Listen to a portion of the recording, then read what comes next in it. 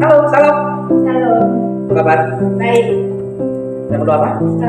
Boleh tanya-tanya beberapa hal? Boleh. Tanya apa? Identitasnya Om? Belum kenal ya? Belum kenal lebih jauh. Baik. Nama saya Pendeta Indra Bakti. Saya dikaruniai Tuhan seorang istri dan 3 orang anak.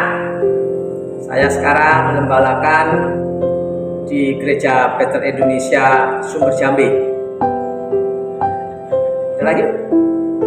Syaratnya untuk menjadi seorang gembala itu gimana? Ya, persyaratan tentu sama semua karena menjadi seorang pendeta, terlebih khusus panggilan sebagai seorang gembala, itu adalah sebuah kepercayaan yang Tuhan berikan, sebuah panggilan.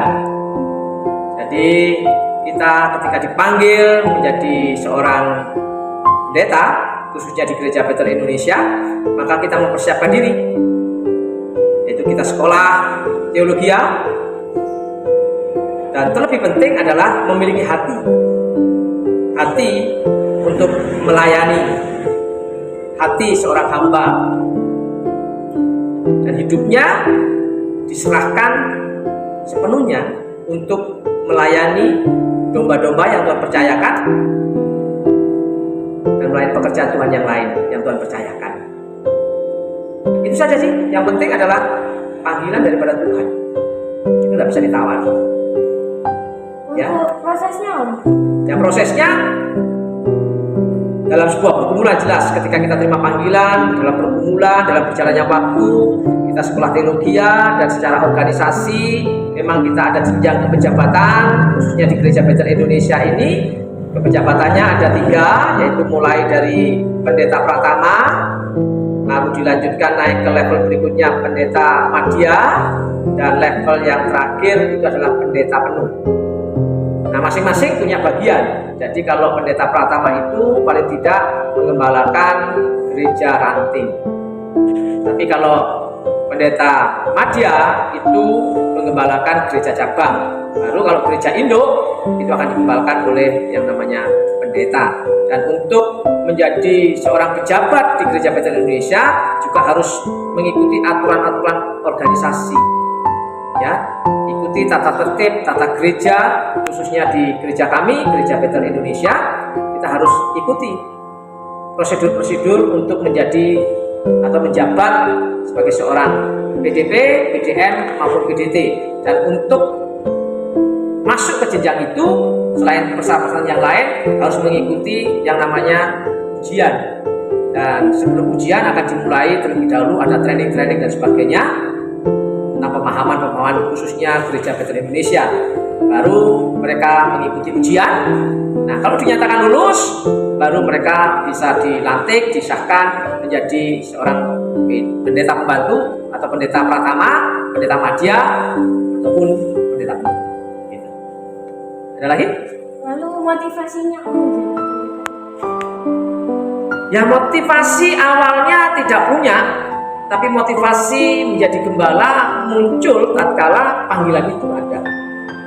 Jadi ketika panggilan menjadi seorang pendeta dan khususnya gembala Tuhan beri kepada saya, maka sesungguhnya muncul dalam diri saya hati untuk sepenuhnya melayani Tuhan, hati untuk memenuhi, menggenapi apa yang menjadi panggilan yang Tuhan percayakan kepada saya. Dan itu tidak seperti membalik telapak tangan, itu melalui proses-proses panjang. Ada proses-proses pembentukan karakter dalam diri saya. Saya harus mempersiapkan itu semuanya. Saya menghadapi kemajemukan jemaat yang saya gembalakan, ya, domba-domba istilahnya yang Tuhan percayakan dan sebagainya. Yang penting apakah kita sebagai pendeta atau gembala itu memiliki hati Tuhan dalam dirinya, memiliki kerendahan hati dan takut akan Tuhan yang jelas. Gitu. Ada lagi? Pengalaman baik dan buruknya menjadi pendeta. Ya, kalau menjadi pendeta ini pengalamannya selalu baik ya. Selalu baik. Karena apa?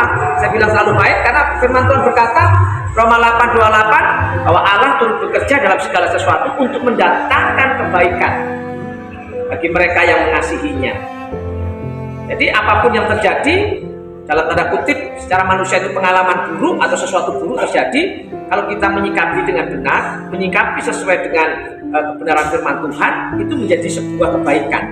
Karena itu kembali lagi Tuhan izinkan semua terjadi dalam hidup kita, sekali lagi untuk kebaikan kita.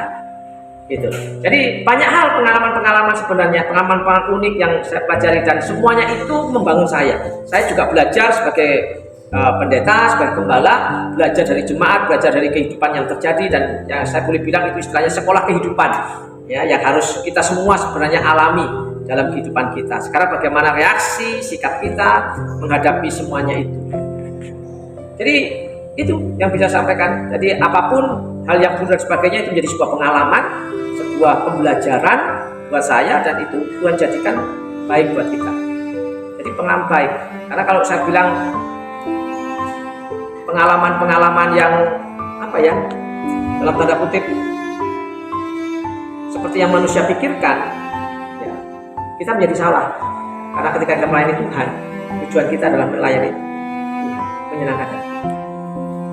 Gitu. Ada lagi? Sudah. Sudah. Sudah. Oke. Terima kasih, Om. Sama-sama. Thank you.